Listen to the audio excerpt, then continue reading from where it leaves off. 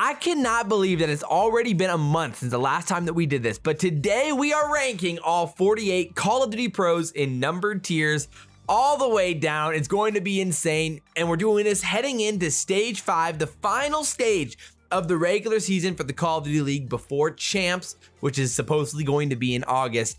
And we have a ton to talk about because so much has changed again since the last time we did this. In 1 month since the beginning of stage 4, it's just insane how much has changed. And so without further ado, we have a lot to talk about, and we got to talk about how we rank these guys. So let's get into it. So again, public service announcement, please do not skip this part of the video because you've got to figure out, got to learn, got to understand where I'm coming from and how I'm ranking the guys and where I'm ranking the guys, where I'm ranking them, and my reasoning behind it. So first of all, the best way that I look at this is if I'm building a team that's going to try to win stage 5 of the Call of Duty League, this would kind of be my rankings for how I'm building that squad. The players that I would look to try to build that team are at the top, and the players that I probably wouldn't look to right now to build that squad are at the bottom. And so that's kind of the basis and the frame for how it works.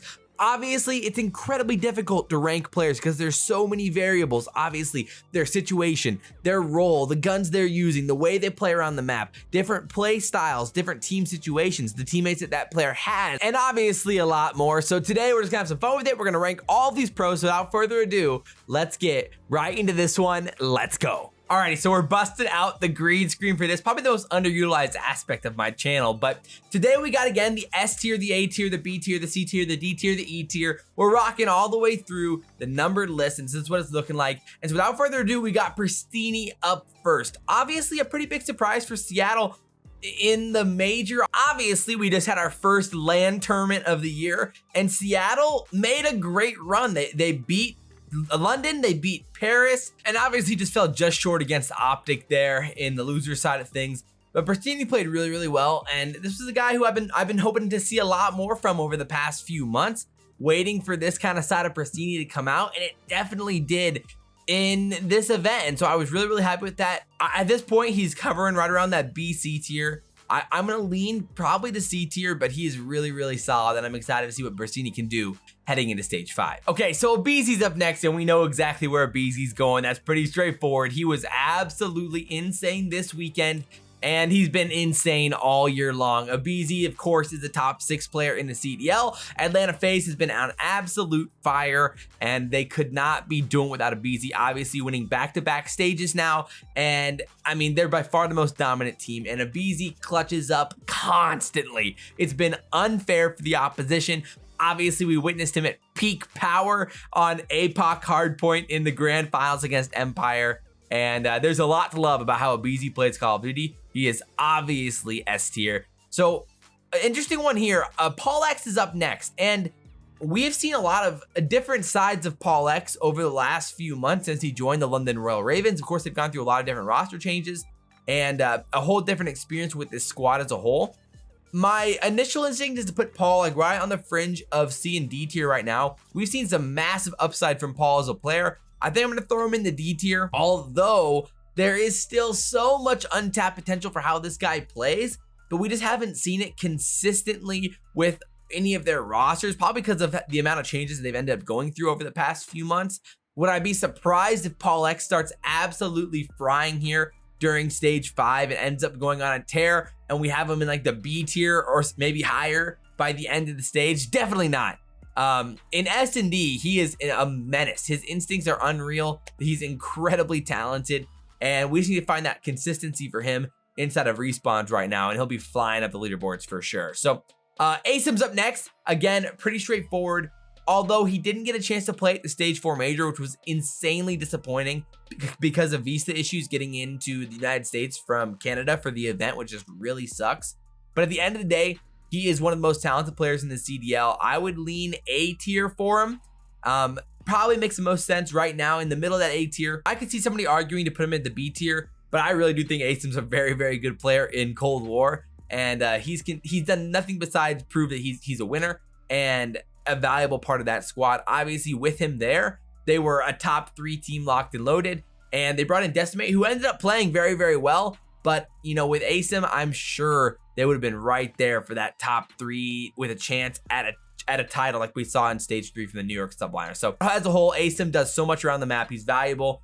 playing for spawns, entries into Hill, getting those first bloods in S&D, being an absolute menace, applying the pressure, and he's so good with his teammates too, not to mention his communication and his just good vibes as a whole. Asim's awesome. So Octane is up next, another Seattle guy, obviously making their run this weekend, and of course, Octane fried this weekend, and that was one of the big storylines of the whole weekend. We'll talk a lot about that on the podcast too tomorrow as well. It gets tough to rank him. He's been all up and down this list throughout the year. He's been in like the A tier, he's been fringe S tier at the beginning of the year, heading into this offseason, or heading into Cold War in the offseason. A tier, B tier, C tier, maybe at some point, I don't even know, but he wasn't playing well for a little stretch there. But one thing's for sure is he's been incredibly consistent in S&D on the year, and of course on LAN against London and against Paris, he absolutely dominated. So at least right now for me, because we've only seen it in one tournament and we really only saw it in basically 2 series against Paris and London, that's why I'm leaning to keep him in the B tier for now and not put him in the A. That's just why I'm right on the fringe of this B and A tier right now. And man, after all of that, I might leave him in the tiebreaker section of the A tier because he's going to be right on the fringe for sure. So Gunless is up next. Again, another guy who we saw improvement from this weekend as well. Of course, the whole Seattle squad. He's right there too, a really, really talented player, but I think he's pretty solidly in the B tier. Again, we're going to have a lot of really, really, really good players in the B tier. So being in the B tier is by no means some jab at Gunless's talent. He's a fantastic Call of Duty player for sure. So Big Wake is up next, and again, an unfortunate weekend for Florida. They took a loss to New York in the losers round after just a really disappointing performance as a whole. They did beat LAG 3-0, and of course in the whole series, Neptune looked unbelievable. We've seen how good Big Wake can be on the year. He's as well right on the fringe right now of the A and B tier probably, but on the year, he's just had so much more consistency than Octane across all 3 game modes. And for that, I'm going to put him inside the A tier. And again, I still think Big Wake's a fantastic player. Don't get me wrong. And I definitely think Big Wake will be frying moving forward into stage 5 as well. So Temp is up next, and another guy who's going to be tough to grade here as well, because again, Paris, they played surprisingly solid in the stage 4 league matches. They looked really competitive, and Temp had some really solid moments, but I think I'm going to leave Temp inside the D tier for now, which is so crazy considering how good Temp has been in past Call of Duties. He's been a top, 5, 10 player in past Call of Duties, but this year hasn't necessarily been his year where we've seen the dominant Temp and the slaying Temp that we're used to seeing on a consistent basis. And so that's why I'm going to throw him in the D tier for now. And again, like I said, the COD League is so freaking stacked. Having Temp in the D tier is insane. And again, for how good Paul X has been playing, for him to be in the D tier too is saying something. So Shotzzy is our next guy up here. And come on, man. We saw the talent that Shotzzy has, and he has continually gotten better and better and better throughout this year. And you've got to be so impressed by that work ethic to improve. Shotzzy continues to show that week in and week out. So as a whole, his S&D was unreal this weekend. Shotzzy on Garrison is a menace against literally any team in the CDL. Some of those plays that he made on Garrison, where he's like slipping and sliding like friction doesn't exist. Like the game's mechanics don't even actually work on him.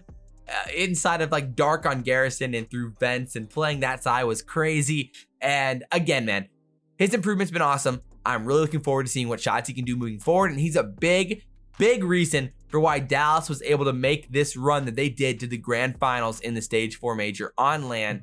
And he's unreal. So Shotzzy is solidified himself again into the S tier. He's incredible. So Aqua's up next, another guy who I was really impressed with throughout stage 4. We saw like stage 1, Aqua was fire. He was nasty, and he was right in the middle here, probably the B tier, something like that. He was really good. As time's gone on, he kind of started slowing down a little bit with Paris and that squad. The runs that they made at the end of stage 4, especially in this last week or so, was really nice, and you gotta be impressed with how Aqua's been playing. So I would say I'm gonna move him up into the C tier now, right here. He's been playing really good in the past like 2 weeks, especially since I made the main AR video. He had some insane maps as well, so gotta love that.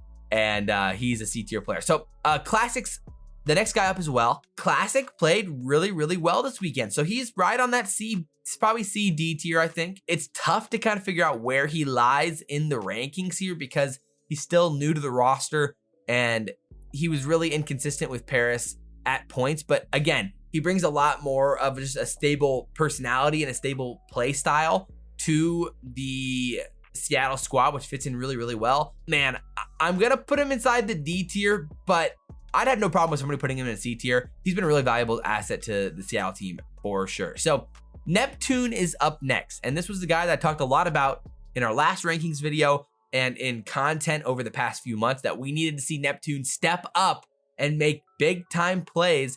And we saw the all-star superstar that Neptune could be in these LAN tournaments, and how nasty he was at points was unbelievable. Because Neptune went 37-15 against New York in the checkmate hardpoint in the first map of that series. And after that map, you're like, oh, wow, dude, Florida is a contender. And then the rest of that series, they crapped the bed like on Moscow raid, Moscow, and New York ends up taking them out on an express S&D, and they lose both S&Ds to New York, who had Decimate coming in. Obviously, Decimate's a pretty good S&D player, and he played great in that series. But like, wow, man, that just sucks so bad for Florida. So I'm going to put Neptune inside the B tier at this point, where I'm gonna kind of count his rising up the charts here as a really, really solid player in the CDL. But we still need to see that consistency from those guys. There's some sort of cracking that happens with this team at points, and they get off track, and it's hard for them to rebound. We'll talk a lot about that on the podcast, I'm sure, tomorrow. And it's crazy. So, but Neptune has shown that he's becoming a really, really talented player, and the improvement is real. So Tej is up next. I'll be honest, Tej has been really disappointing. I'm gonna put Tej inside the D tier. I'm calling for him to improve here, man. And so hopefully what happens with Tej is what happened to Havoc after the last tier rankings video, where I just felt like, man, Havoc is struggling. I kind of called him out a little bit, and then he started frying. So there you go, Havoc. Things you'll love to see, brother. And hopefully Tej can do the same. I've been really disappointed with that squad. Obviously Slasher, we'll talk about him, I'm sure, here in a little bit, and the changes with that. And of course, we didn't get to see Hook at this tournament. That matters. And so I'm not basing this really off of their performance here at the LAN tournament, but really just in stage 4 as a whole. Tej was pretty disappointing, and I really, really want to see this team turn things around moving forward, and Tej is gonna have to be a big part of that for sure. So Kleenex is the next guy on deck here. He's been awesome. He's been awesome. Has he been as good as he was during like stage 2 or at the beginning of stage 3? Probably not. So I'm gonna throw him in the A tier, because I think I think there's gonna be a pretty definitive S tier overall. Probably maybe a few debatable ones, but Kleenex is a fantastic player, and Toronto has been nasty with it. And of course, Kleenex is a big part of that for sure. So Stellium is up next. And speaking of S tier players, obviously ended up being player of the stage, and he is insanely good. Obviously, I mean, the plays that this dude makes, some of the cracked out clutches, the beams that these guys have. And again, all of the FaZe guys make clutches at points. And Stellium is so unbelievably impressive, man. It's hard to make a God squad better than this FaZe team right now. And we'll leave it at that for now with Stellium, because he's about as balanced as the players it gets. His S&D is insane, and just everything about him is awesome. So Kenny's up next, and this is a guy who fits right inside the B tier, I think. We've seen some incredible moments of Kenny this year, but we need to see that ironed out here moving into stage 5 and into champs for LA Thieves to really take this thing to the next level. And with Slasher now in the lineup, it's gonna be really, really interesting to see what happens with Kenny. And I'm really looking forward to seeing it happen. As a whole, Kenny brings a lot to his squad with an AR, and we'll see what happens moving forward. I think Kenny's a great player. We'll slide him in the B tier. Skies is up next. And again, another guy who I think is insanely talented, that I keep beating the drum for, and it was exciting to see kind of Florida's rise to being a really, really good team this stage. I'm gonna put Skies in the A tier as well with Awakening. I think this Florida team is primed to make a run here very soon into that top 3 at some point. The question is, when do they piece all of the game modes together and play consistently in one series in those big time moments? Of course, they beat Toronto in the first match of stage 4, and then all of us were like, yo, they made it. They finally have arrived as a great top 4 type team, and then they continue to disappoint us and just make us sad. And that happened again this weekend. I've talked about so many times on the podcast how Florida has been undoubtedly the toughest team to predict this year, because at points they look like an elite team and at points they don't. They look like a bad team, and that happened again this weekend. So anyway, Skies is incredible. He beams, he shoots as straight as it gets. He has great comms. He brings so much to his squad. He's clutch. He makes big time plays. He has it all, and he does it across all 3 game modes as well. So Skies is great. Simp, I mean, like repeat, same thing, but even to a greater extent. Shocker, we have 3 of the 4 guys currently in the S tier are FaZe members because they're just that freaking good. And like literally, even when Simp doesn't have his best maps, he still makes unbelievably like clutch and important plays around the maps. And then when he's not having a great map, somebody else on FaZe is, and vice versa with, you know, Celium or Abezy or Arcitys, then Simp's frying. So at the end of the day, Simp is the most balanced player in the CDL across all 3 game modes. He is unbelievable. And not to mention, like we talked about in 1v1 me bro just this weekend with proper casts and with tons of people on the podcast as well, Simp is nerfed right now because he's not sniping in S&Ds. And so even considering that with how good Simp is as a sniper, and we're not sniping right now, crazy. So as a whole, Simp top 4 player for sure. So Assault is up next, and LAG's had a really tough stage. Of course, they did pull the upset off against LA Thieves, but that was without Hook, and Draza was playing on literally less than 24-hour notice. So it gets really tough to really qualify that as a quality win, you know, even in that situation. And they still didn't win the hard points against them. They're on a 12 hard point losing streak right now, which is crazy. And so I'm going to throw Assault inside the E tier for now. Even though as an individual throughout the year, he hasn't been too bad. He's actually been pretty good at points. The problem is if you're losing 12 straight hard points as a squad, something's wrong. And they've played matches that they can definitely win against teams in those hard points. And it's an issue. So it's just really tough for LAG at this point. And Hook is up next. And talk about a tough guy to grade, because obviously heading this weekend, we are excited to see what Hook could do with this roster on LAN. And then we don't even get to see it. My instincts tell me to put him probably in the B category for now. Although he's right on the fringe, I think, of what we're going to end up getting. I'm going to put him inside of the tiebreaker section because he can probably end up in A, B, or C depending on the day. And that's kind of what it's been like for Hook on the year. So we'll talk about him more a little bit. Bance, honestly, same thing. I'm going to throw him in the tiebreaker section. We need to start moving a little bit faster here. We're already like, what, 15, 20 minutes in probably. So we probably need to keep moving. So Clay is up next, obviously an incredible leader, but he also nasty this year and a really great player as a whole. He brings so much across all 3 game modes to the New York Subliners. And it's impossible not to put Clay inside the top 14 at this point because of the value that he brings to that team and the natural talent that he has as a player as well, just when it comes to gun skill, positioning, and his clutch ability as well. He is awesome in Black Ops Cold War. So Priesta is next up on the list.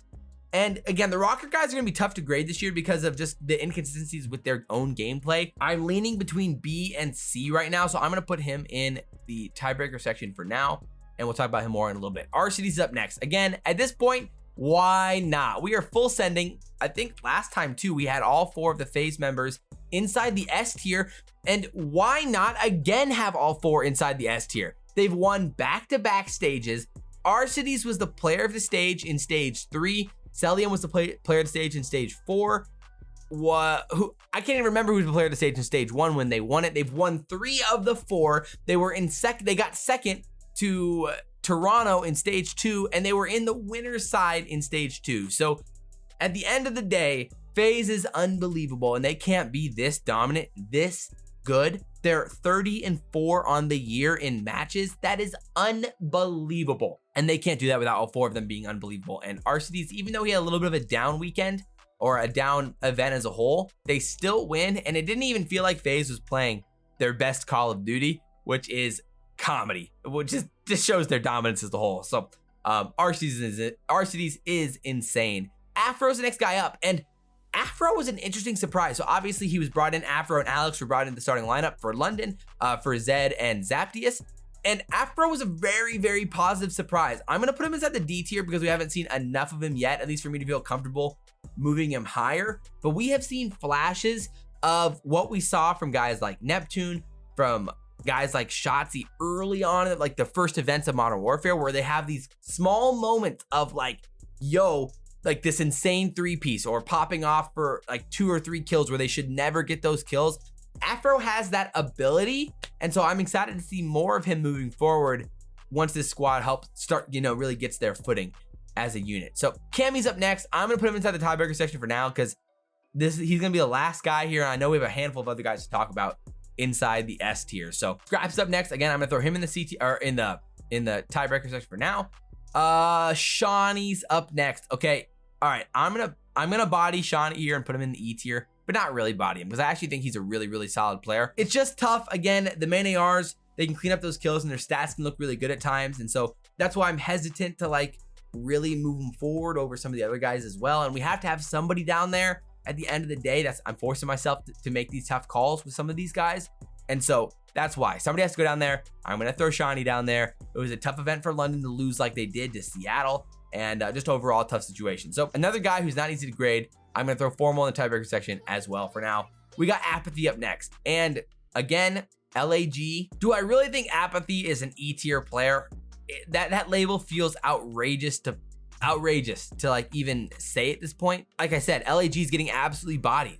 They've lost 12 straight hard points. They are, besides their win against LA Thieves, they have lost a lot of matches in a row. Let me see here. They've lost 1, 2, 3, 4, 5, 6. Their last one was against Seattle. Before that, they had lost 7, 8, 9, 10. So they've lost 10 of their last 12, and wins against Seattle and against LA Thieves without Hook. I think real quick, I counted that. So if I'm wrong, I'm wrong. But at the end of the day, it's been a struggle for them. And Apathy has definitely struggled on a personal level as well.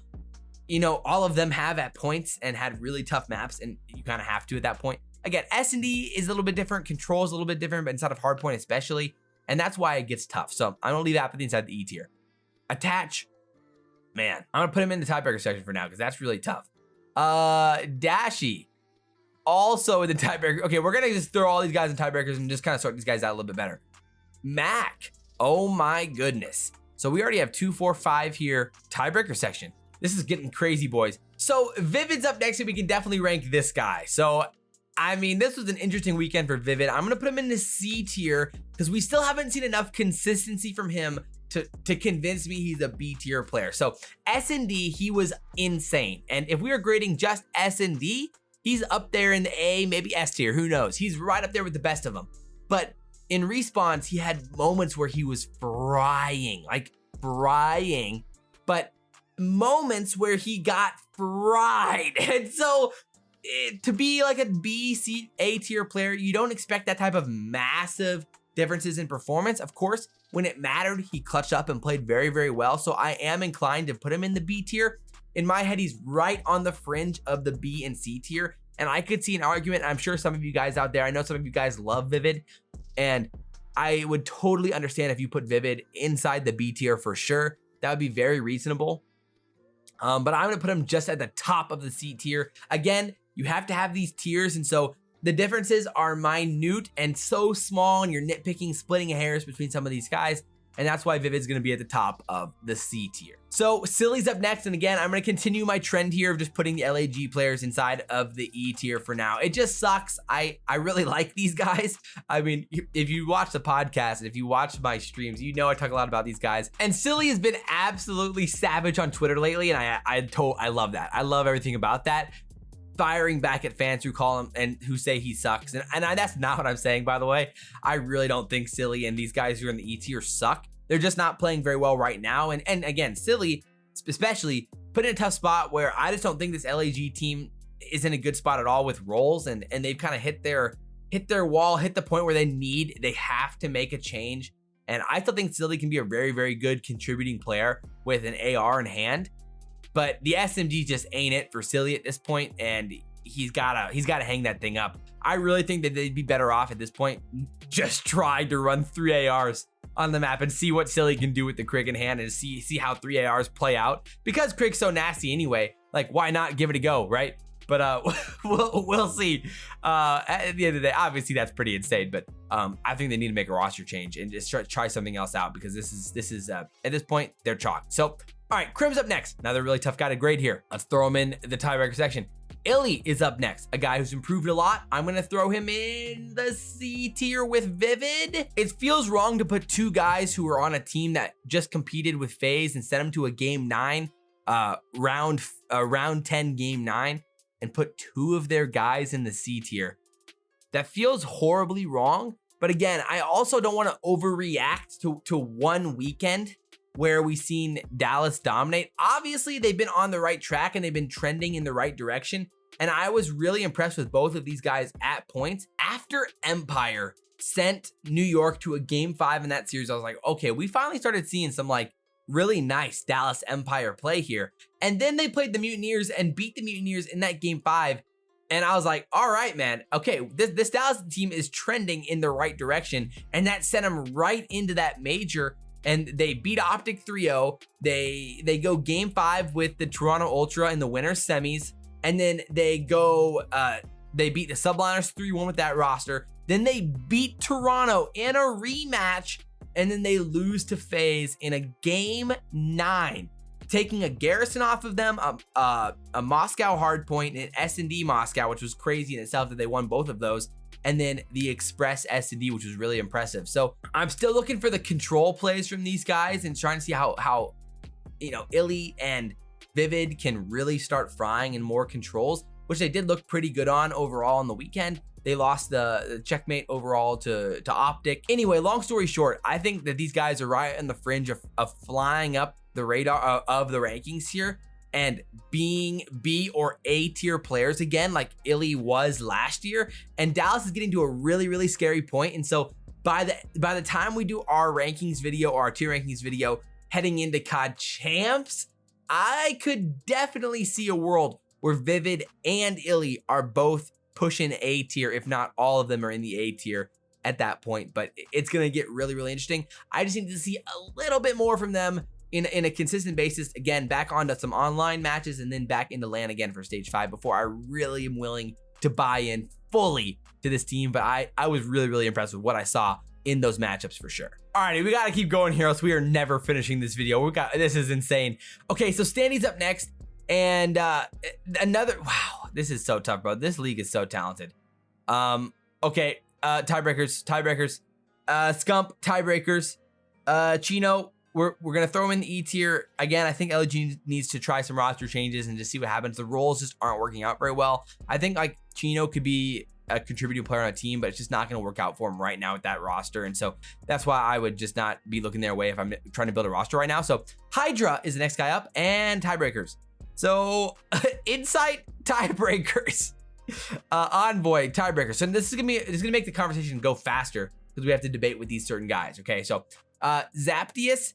This is probably a D tier player right now. Signs of life for Zaptius and that Paris squad, and I'm looking forward to seeing what they can accomplish here in stage 5. I think there's still a lot of potential there. And with Zaptius, I thought London should have never dropped Zaptius in the first place. They should have signed him and rolled with it, but it's just crazy to me that they didn't. And I think Zaptius can still be a really, really good player in the CDL moving forward for sure. Slasher is up next. Wow, tough to grade. Tiebreakers and Major Maniac. Okay, I think Major Maniac's right now C tier type guy as well. Again, with guys like Illy, Vivid, those types of guys, Pristini, Aqua, really, really talented players inside the C tier. Major Maniac's right there. He brings a lot to that squad. Again, I'm still looking for a little bit more from him, especially for the fact that they brought him in for S&D and it hasn't been great yet for the Rokkr. And that's my question mark right now with bringing in Major Maniac, even though he's made some crazy plays at points throughout stage 4. So Havoc, again, the guy who I bodied, who is now back up in the C tier, things you love to see. Probably the top of the C tier again too. He's been playing very, very well. And I love the improvement from Havoc moving forward. He's been frying, doing a lot around the map, the important jobs that need to get done as an SMG for Florida. And you love to see that with Havoc in the lineup. Alex is our last guy here. And I'm gonna put Alex inside the, is that our 6th player? That's our 6th player inside the E tier. Again, I still think that Zaptius should have been in that lineup. And with Zaptius and Afro They could have done some pretty crazy things together. Alex has been pretty disappointing so far. Again, a guy who saw so much potential in Modern Warfare, but then he took a long time off, and he definitely still doesn't have it back yet. And that's the issue right now for Alex. Could he be, moving up the list here by champs? Definitely. But, they're not going to make champs. So this better happen pretty quick for London in stage 5. Alrighty, so let's start at the top here with this conversation of these 3 guys. Cammy, Hydra, and Insight for the last spot inside the S tier. Dude, this gets as tough as ever. These 3 guys are all unbelievable contributors to their team. They're nasty. Obviously, we've seen the clutch factor from Cammy and the plays that he makes for Toronto and how good Toronto's been. Insight, his play inside control this year and some of the maps that he's had has been mind-blowingly good. And of course, Hydra. I mean, the playmaking for New York, when they've had their roster there, he's been unbelievable. And he's been a complete unit across the map. And so I'm very torn between these 3 guys right now. Man, oh my goodness, man. I'm gonna throw Hydra inside the S tier and move Cammy and Clemix down to the A tier. Again, they're locks inside the A tier. They're the first 2 out of the S tier. They're the 7th best player, the 8th best player. They are that freaking good at Call of Duty. Clemix is right there with them, and Bance is not far behind. So this squad is awesome, and that's why all 4 of them are valuable assets to why they are so good at Call of Duty. And I don't want to take anything away from those 3 guys or Toronto as a whole, because again, just because FaZe has been that good, they all have to be in the S tier. It sucks that not everyone can be in the S tier. And that's the struggle I have right now with the A tier. Holy, oh my. Okay, so we have already 7 inside the A tier already. Only one of these guys can fit inside the A tier? No, dude. I'm on full tilt. So again, our problem here is that there's a weird balance between how good is an individual player and how good is this team, putting these individual players into positions to succeed. And what does that look like? Because if I'm trying to build a team right now, I really do think that Insight, Cammy, Clemix, Skies, these guys know how to win, and they know how to put their teammates in the right positions to win. And so if I'm building a team right now, that knowledge, that ability to play inside the game is their skill, is something as an individual talent, because more than just the gun skill or how nasty they are, their positioning, their patience, their ability to communicate, their ability as a teammate, that all goes into this tier list. And that's why it's so hard to sort out. And that's why it's so controversial. And that's why so many people get mad in the comments down below, which I always appreciate the nice comments and the comments as a whole and seeing your guys' opinions. And so this is why it gets really tough. Obviously, OpTic had a interesting weekend, to say the least, coming off of, a tough loss to Dallas twice, getting eliminated by Dallas twice. They won a few matches and looked really, really good in those wins. And so I guess my debate comes down to, what do you feel about those 4 guys? How do you feel about Octane? How do you feel about Mac as a whole? And I don't want to, it's tough for me because I don't want to overreact to Octane's performances on LAN against London and Paris. I think for that reason, I'm going to drop him down to the B tier. And even though he looked unfreaking believable in those matches, which is, goes to say. I need to talk a lot about Envoy, but for the sake of the length of this video, I'll save it a little bit for the podcast tomorrow. There's some weird moments where Envoy it's crazy that Envoy doesn't play his life better in certain moments at this point in the year. And of course, again, I tweeted about this. OpTic made some just dumb mistakes against Dallas that gave him that Moscow hardpoint. And you're like, how is a team with this many veterans this late into the year still making mistakes like that? And those are my question marks with this OpTic squad. So the thing is, Mac has been continually improving and been frying lately. And so I'm hesitant to not put him inside the A tier, but he has been nasty lately. So how do I not put him in there? But Scump has had some incredible moments. Dashy's had some incredible moments. At the end of the day, this is what it comes down to. If I'm building a squad and I'm looking for the players who can change the game the most, and the players who I believe are just the most talented, the best overall individual players, I do think that Dashy's better than Mac. I do think that Dashy's right now a little bit better than Octane still, even though, you know, just that OpTic has some issues as a squad that horribly prevent them from playing their best as individuals at a lot of moments. So anyway, my goodness, this video is never gonna end. I'm gonna put Dashy inside the A tier, and this is insane. I can't believe this. We're throwing Envoy, Scump, Formal, and Mac inside the B tier. Look at the B tier, it's stacked. The B tier is stacked with talent.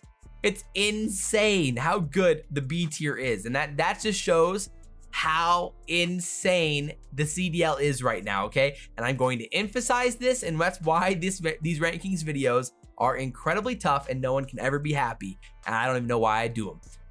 Okay, so that leaves 2, 4, 6, 8. We need to pick 2 of these 5 to stay inside the B tier. Okay, I really do think Standy's unbelievably good at this game. I'm keeping Standy in. He does everything for the Rokkr. He's such a utility knife. I need to focus the camera a little bit. He's such a utility knife. He does it all. I love how Standy plays in this game, so I'm gonna leave him inside the B tier. And then it's between. I'm gonna move Attach. Attach has been a little bit disappointing.